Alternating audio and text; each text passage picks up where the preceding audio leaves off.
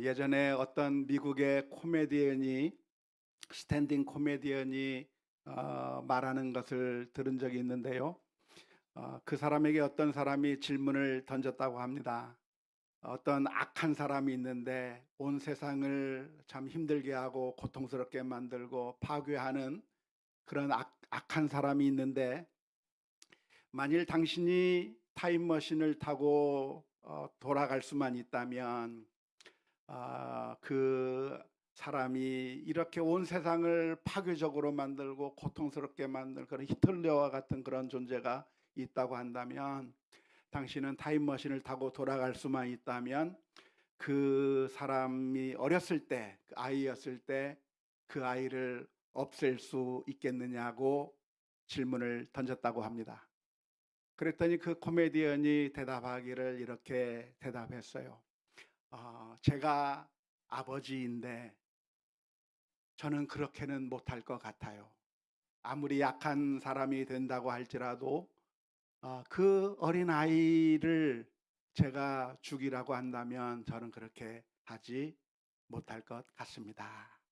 라고 대답을 했습니다. 하지만 중2 때 나이로 가면 제가 할 수 있을 것 같아요.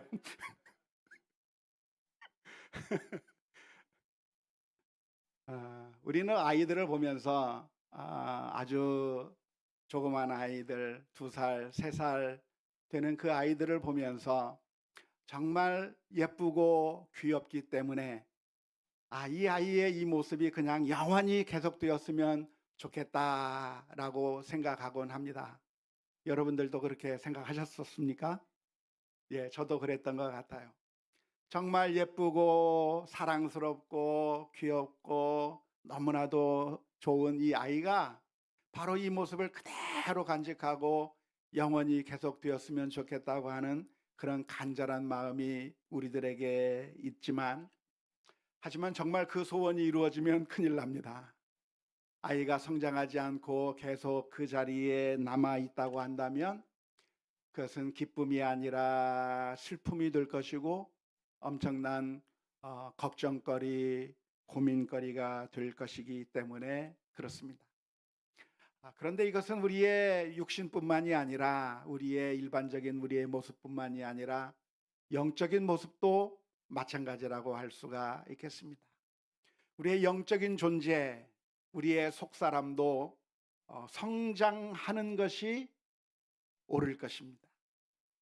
우리가 예수 그리스도를 믿어서 거듭나게 되면 새로 태어나는 것이라고 할 수가 있겠는데, 새로 태어나는 것, 거듭나는 것으로 만족하는 것이 아니라 그 다음부터는 우리가 영적으로 더 성장하고 또 성장해야 하는 그런 과제를 우리가 가지고 있는 것이고, 만일 성장하지 않고 우리들의 믿음이 계속 정체되어 있다고 한다면, 그 자리에 계속 머물러 있다고 한다면 그것은 괜찮은 것이 아니라 사실은 죽은 믿음이 아닌지 심각하게 고민해 보아야 하고, 어떻게 하면 우리의 믿음이 성장할 수 있을지 우리가 고민하면서 우리가 갈망을 가지고 우리의 믿음이 커지기를 위해서 기도해야 할 필요가 있을 것이라고 믿습니다. 오늘 우리가 읽은 에베소서 4장 15절의 말씀에서는 이렇게 기록하고 있습니다. 오직 사랑 안에서 참된 것을 하여 범사에 그에게까지 자랄지라. 여기서 그가 누구죠? 예수님입니다. 범사의 모든 면에서 예수님에게까지 자랄지라. 그는 머리니 곧 그리스도라. 우리의 모든 면에서, 범사에, 그러니까 우리의 삶의 모든 영역에서 다 성장이 이루어져서, 그래서 모든 면에서 주님을 닮아가고 주님의 수준에게 이르기까지 우리가 영적으로 성장해야 할 과제가 있다고 하는 사실, 오늘 우리가 이 말씀을 묵상하면서 생각해 보았으면 좋겠습니다. 식물을 우리가 기르게 된다고 한다면, 씨를 뿌리면 그 씨가 그냥 가만히 있어서는 안 되고 그 씨가 점점 자라서 잎사귀를 내고 꽃을 피우고 열매를 맺어야 당연한 것처럼, 뿐만 아니라 우리의 신체도 점점 자라서 성인이 되고 계속해서 성장해야 마땅한 것처럼, 우리의 영적인 모습도, 우리의 속사람도 그냥 그 자리에 정체되어 있는 것이 아니라 우리의 믿음이 점점 더 성장해 가야만 할 것이라고 믿습니다. 그런데 우리가 영적으로 성장했다고 하는 것은 어떻게 알 수 있을까요? 식물이야 자라는 것을 보고 꽃이 피는 것을 보고 열매 맺는 것을 보면서 잘 자라고 있구나라고 하는 사실을 알 수 있는데, 또 우리 아이들이 점점 키가 자라고 점점 생각이 깊어지고 그리고 어른스러워져 가는 그 모습을 보면서 이 아이가 성장하고 있구나라고 하는 사실을 알 수 있을 텐데, 우리의 속사람이 성장했다고 하는 것은 어떻게 알 수가 있을까요? 이 사람의 믿음이 성장했다, 이 사람의 믿음이 컸다고 하는 것을 알 수 있는 방법은 무엇이라고 하겠습니까? 오늘 읽은 에베소서 4장 13절 말씀에 보면 이렇게 표현합니다. 우리가 다 하나님의 아들을 믿는 것과 아는 일에 하나가 되어 온전한 사람을 이루어 그리스도의 장성한 분량이 충만한 데까지 이르니라 라고 표현하고 있는데요, 어쩌면 우리의 영적인 성장, 우리 속사람의 성장을 무엇으로 알 수 있는가? 어떻게 이 사람이 영적으로 성장했다고 하는 사실을 알 수 있는가? 그것은 다른 데 있는 것이 아니라 우리가 점점 더 주님을 더 많이 알아가는 것, 주님을 좀 더 많이 알게 되고 믿게 되는 것이 영적으로 성장한 증거라고 할 수가 있겠습니다. 우리가 영적인 성장은 무엇인가? 영적인 성장을 어떻게 측정할 수 있겠는가? 주님을 우리가 더 많이 알아서, 많이 알게 되면 어떤 결과가 나오죠? 신뢰하는 결과를 가져오게 됩니다. 우리가 잘 몰랐을 때는 신뢰하기가 어렵습니다. 저 사람에게 내 돈을 맡겼다가 떼어 먹히면 어떡하지? 사람을 알 수 없기 때문에 우리는 신뢰하지 못하는 겁니다. 저 사람에게 내 직장에서 일을 맡겼을 때 이 사람이 성실하게 일을 해줄 것인가에 대한 확신이 없으면 그 사람을 직원으로 쓰기가 어려운 것이죠. 따라서 우리가 안다고 하는 것은, 더 많이 안다고 하는 것은 결국은 그 사람을 신뢰하는 결과로 가져오게 되는 것인데요, 우리의 믿음이 더 성장하는 것, 우리의 영적인 모습, 속사람이 성장하는 것은 무엇을 의미하는가? 우리가 예수님을 좀 더 많이 알고 우리가 주님을 더 친밀하게 더 알게 되어서 결국 주님을 더 신뢰하고 의지할 수 있는 단계로 나아가는 것이, 그게 바로 우리가 영적으로 성장했다라고 말할 수 있는 단계가 될 것입니다. 마치 무엇에 비유할 수 있느냐면, 우리가 어떤 것을 사용할 때 그것을 신뢰하게 되는 과정과 비슷하다 하겠습니다. 처음에 AI가 나왔을 때, 챗GPT라고 하는 것이 나와서 세상을 깜짝 놀라게 했는데요, 몇 년 전에 그것이 나왔을 때 몇 번 써봤습니다. 여러분들도 아마 써봤을 거라고 생각이 드는데, 썼을 때 처음 나왔을 때 어떤 느낌을 받으셨어요? 재미있구나, 흥미롭구나. 그런데 틀린 게 너무나도 많고 부정확한 게 너무나도 많고 하기 때문에 흥미롭기는 하지만 별로 마음에 들지 않아서 몇 번 쓰다가 중단하고, 그렇게 신뢰할 만한 것이 안 되어서 그냥 멀리 했던 사람들이 많았을 거라고 생각이 듭니다. 저도 한동안 사용을 안 했었습니다. 그런데 기술이 더 발달되고 또 발달되기 시작하면서 업그레이드가 되기 시작했어요. 그래서 요즘에는 정말 많은 그런 기능을 가지고 있어서 많은 도움이 됩니다. 그래서 요즘에는 무슨 일이 있을 때마다 AI에게 물어보는 것이죠. 제미나이에게 물어보는 겁니다. 한 번은 제 아내가 소화도 안 되고 배가 아프고 그래서 약을 한번 집에 있는 걸 가지고 먹어야 되겠는데 예전에 우리가 미국에서 살면서 사놓았던 약을 아직도 가지고 있어서 그 약을 이걸 먹어도 될까? 이거 먹으면 낫을까 싶었을 때 사진을 찍어서 물어봤습니다. 지금 이런 증상인데 이 약을 복용해도 될까? 그랬더니 AI가 대답을 합니다. 절대로 드시면 안 됩니다. 무엇보다도 유통기간이 벌써 몇 년이 지났습니다. 도움이 되지 않는다는 거예요. 약이 변했을 수 있다는 겁니다. 그래서 그 이야기를 듣고 먹는 것을 포기해버리고 말았죠. 많은 실생활 속에서 여러 가지 도움이 됩니다. 5월 종합소득세 신고해야 되는데 홈택스 신고하려고 하니까 많이 혼란스러워요. 항상 쓰는 것이 아니라 1년에 한 번 해야 되는데 과연 무슨 숫자를 어디에 어떻게 적어야 될지, 이것을 어떻게 해야 될지 모를 때 하나씩 물어보면 일일이 잘 대답해 주어서 많은 도움을 받게 되었고, 여러 가지 문제들이 있을 때마다 여러 가지 궁금할 때마다 물어보면 정확한 좋은 대답들을 해 주어서 이제는 많이 알게 되고 더 신뢰하게 되어서 더 의존하게 되는 단계로 넘어가게 되는 것 같습니다. 어쩌면 이것이 우리의 믿음과도 비슷하다고 말할 수 있겠는데요.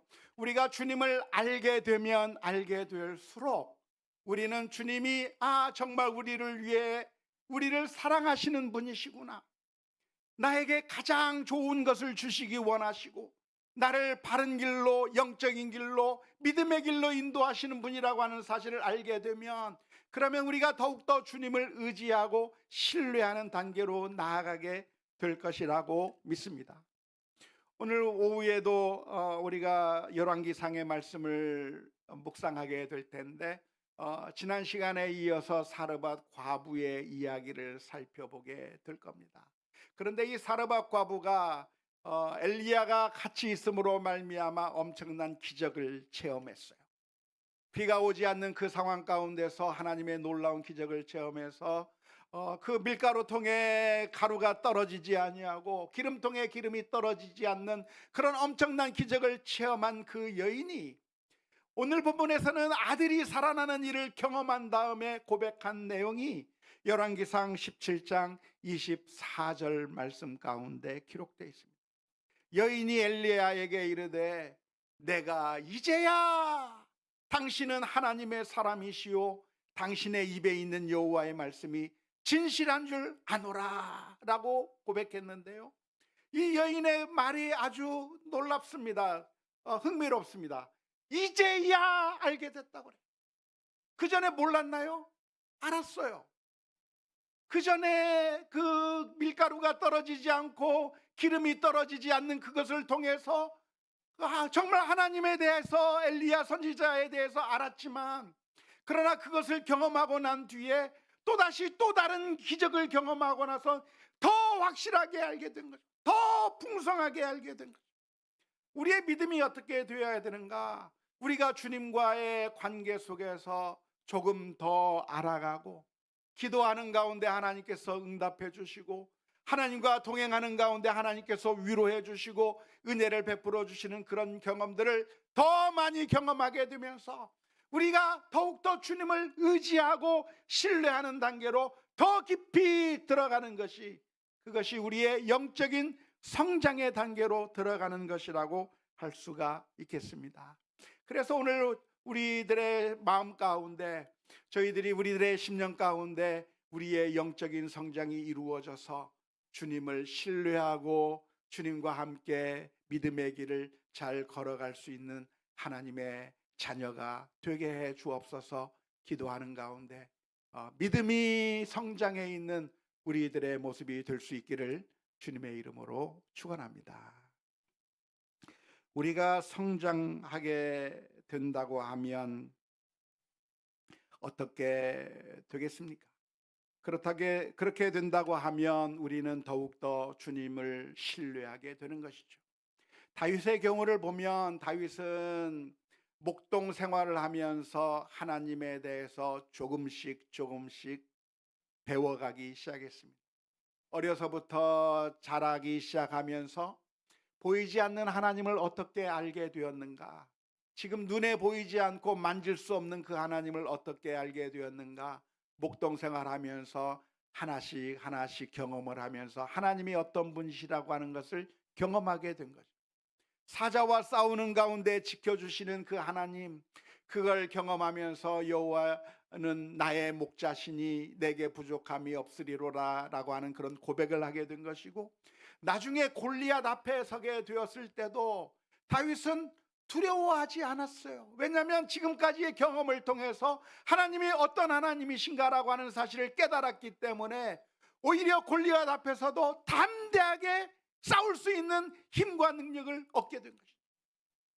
만일 우리의 믿음이 미성숙했다고 한다면, 하나님을 온전히 신뢰하지 못했다고 한다면 골리앗 앞에서 무너질 겁니다. 골리앗 앞에서 아무런 힘도 발휘하지 못할 겁니다. 조그만 문제 앞에서 완전히 박살나고 말 것입니다.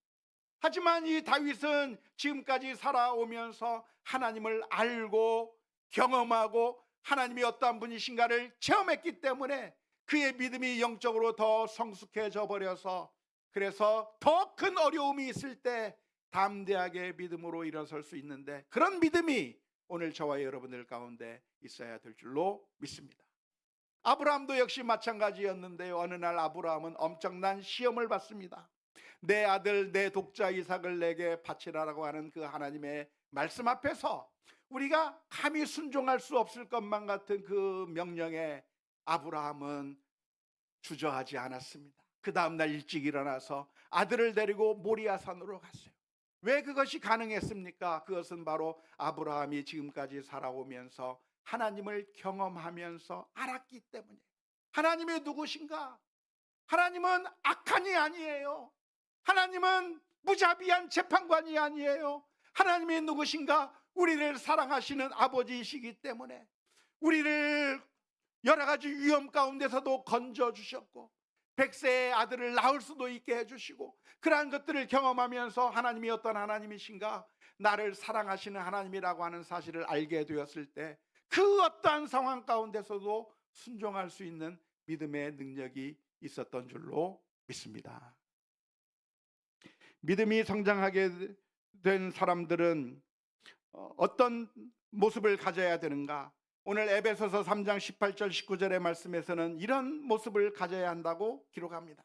능히 모든 성도와 함께 지식에 넘치는 그리스도의 사랑을 알고 그 너비와 길이와 높이와 깊이가 어떠함을 깨달아 하나님의 모든 충만하신 것으로 너희에게 충만하게 하시기를 구하노라. 우리가 예수 그리스도의 사랑을, 하나님의 사랑을 더 많이, 더 높이, 더 깊이 풍성하게 깨닫게 되기를 원한다, 그렇게 기록하고 있는데요. 만일 우리가 이렇게 영적으로 성장하게 된다고 하면 그 어떠한 위험이나 시련이 온다고 할지라도 능히 이겨낼 수 있을 줄로 믿습니다. 에베소서 4장 14절 말씀에 보면, 이는 우리가 이제부터 어린아이가 되지 아니하여 사람의 속임수와 간사한 유혹에 빠져 온갖 교훈의 풍조에 밀려 요동하지 않게 하려 함이라. 어린아이들은 어떤 모습을 가지고 있죠? 쉽게 속아 넘어갑니다. 쉽게 유혹에 이끌려가게 되는 것이죠. 하지만 영적으로 성숙한 사람은 유혹에 넘어가지 않습니다. 영적으로 성숙한 사람은 시험이 와도 이겨낼 수 있습니다. 그런데 어린아이의 모습은 어떻습니까? 자꾸만 옆에서 유혹하고 옆에서 무슨 얘기하면 거기에 솔깃해서 따라가다가 큰일 나게 되는 거죠. 예전에 영상을 하나 본 적이 있는데 어떤 엄마가 자기 아이에게 열심히 가르치는 겁니다. 유교당하지 않는 법에 대해서 가르치면서, 얘야, 너는 엄마 아빠 말고 다른 사람이 너에게 어디 가자고 하면 따라가면 돼, 안 돼? 그랬더니 그 꼬마아이가 안 돼 그래요. 누가 너한테 사탕 주면서 어디 가자고 얘기하면 따라갈 거야, 안 갈 거야? 안 갈 거야. 대답을 해요. 실컷 그렇게 딱 대답을 열심히 이쁘게 잘했는데 조금 뒤에 어떤 사람이 사탕 가지고 와서 내가 이 사탕 줄게, 이리 봐라 그랬더니 그래 하면서 따라가더라고요. 어린아이는 조그만 시험에, 조그만 유혹에 딸려가는 거죠. 우리가 이 험난한 세상 가운데서 어떻게 믿음으로 승리할 수 있는가? 그래서 우리가 영적으로 더 성장해서 어린아이의 믿음이 아니라 영적으로 성숙한 그런 믿음을 가지고 그 어떠한 상황 가운데서도 흔들리지 않는 그런 믿음을 유지할 수 있기를 주님의 이름으로 축원합니다. 그러면 어떻게 우리가 영적으로 성장할 수 있을까요? 개인적으로 혼자서 성장하는 것은 거의 불가능합니다. 혼자 있으면 넘어지기 쉽고 혼자 있으면 늘 시험을 당할 수밖에 없는데 우리 주님께서 주신 방법이 무엇이냐면 교회라고 하는 공동체를 통해서 영적으로 성숙하게 하는 방법을 주셨습니다. 에베소서 4장 15절에서 16절 말씀에 보면 오직 사랑 안에서 참된 것을 하여, 참된 것을 말하여라고 번역해도 좋겠습니다. 범사의 모든 면에서 그에게까지 자랄지라. 그는 머리니 곧 그리스도라. 그에게서 온 몸이 각 마디를 통하여 도움을 받음으로 연결되고 결합되어 각 지체의 분량대로 역사하여 그 몸을 자라게 하며 사랑 안에서 스스로 세우느니라. 에베소서에서는 우리 교회를 어떻게 묘사하냐면 사람의 몸으로 비유합니다. 우리 영적인 성장을 알려주기 위해서 우리를 사람의 몸에 비유하는데 머리는 예수 그리스도이시고 우리 모든 성도들은 무엇인가? 그 몸에 붙어있는 다양한 지체들이다라고 설명하고 있는 것이죠. 몸에 눈도 있고 코도 있고 입도 있고 귀도 있고 많은 지체가 있는데 이 지체들이 서로 도와주면서 마디로 연결되어 있으면서 관절로 연결되어 있으면서 그래서 서로가 서로에게 도움을 주어서 함께 성장하는 것을 이야기하고 있는 게 오늘 이 본문의 말씀입니다. 우리가 예수 그리스도의 장성한 부분에 이르기까지 성장해야 되는데 영적으로 성숙해져 가야 되는데 더 많이 알고 더 신뢰하는 대로 나가야 되는데 어떻게 더 성장해 나갈 수 있는가? 그것은 서로가 서로를 도와주어서 성장한다는 거예요. 그래서 우리 서로 옆 사람에게 이야기해 봅시다. 서로 도와줍시다. 서로 도와줘야 돼요. 어떻게? 사랑으로 진리를 말해줘야 돼요. 이 세상에 수많은 거짓 정보들이 넘쳐납니다. 우리를 망하게 하는 유혹들이 넘쳐납니다. 우리를 실망하게 만드는 일들이 넘쳐납니다. 그럴 때 아니다. 하나님이 사랑하신다. 하나님이 우리의 아버지시다. 우리 주님께서 우리를 위하여 피 흘려 죽으셨다. 너무나도 복된 이 말씀들을 서로 상기시키며 알려주어서 서로 믿음으로 살아갈 수 있도록 서로 도와주어서 우리가 함께 영적으로 성숙해 나가야 될 줄로 믿습니다. 아마 제가 이런 얘기하면은 어떤 분은 속으로 생각할 거예요. 목사님, 내 코가 석잔데 또 어떻게 남 도와주라고 합니까? 그렇게 이야기하실 분들이 많이 있을 텐데요. 사실은 우리가 도와주는 게 내게 손해가 아니라 사실은 그게 나를 돕는 것이라고 하는 사실을 기억해야 합니다. 우리 몸의 지체들이 여러 지체가 있는데 제일 수고를 많이 하는 게 무엇이죠? 손입니다. 손이 눈도 만져주고 귀도 만져주고 음식도 입으로 넣어주고 모든 일들을 다 하고 있는 거예요. 손이 봉사를 하는. 그래서 손이 아이고 힘들어 난 일 안 하겠다. 그러면 됩니까? 아니요. 손이 안 하겠다 하면 그 결과가 어디로 가요? 손으로 가요. 영양분이 공급되어서, 그래서 내 몸이 건강해져야 내 손도 건강해지는 거예요. 눈이 보고 앞길을 잘 가야, 그래야 내가 다치지 않고 잘 보호될 수 있는 거예요.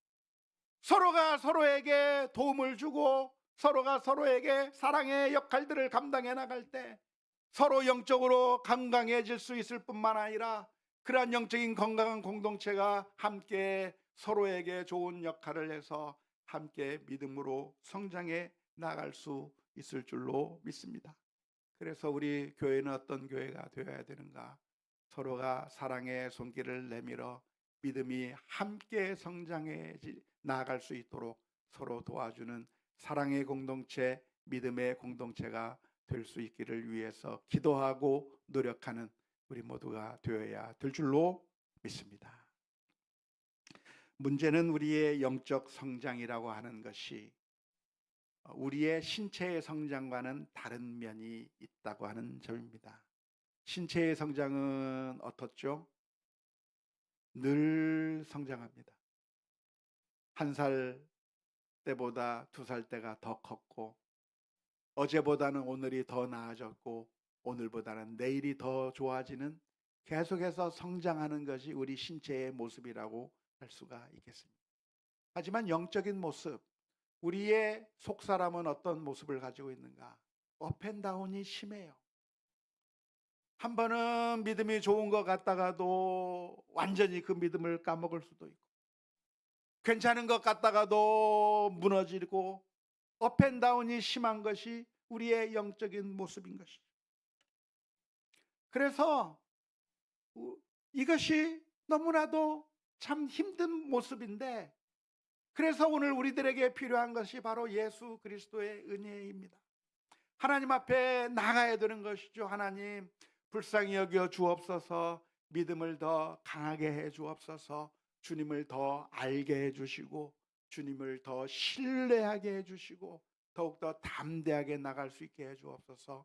주님 앞에 엎드려야 하는 것이고, 우리 서로의 믿음의 동지가 서로 격려하고 위로하면서 함께 믿음의 길을 온전히 걸어가는 우리 모두가 다 될 수 있기를 주님의 이름으로 축원합니다.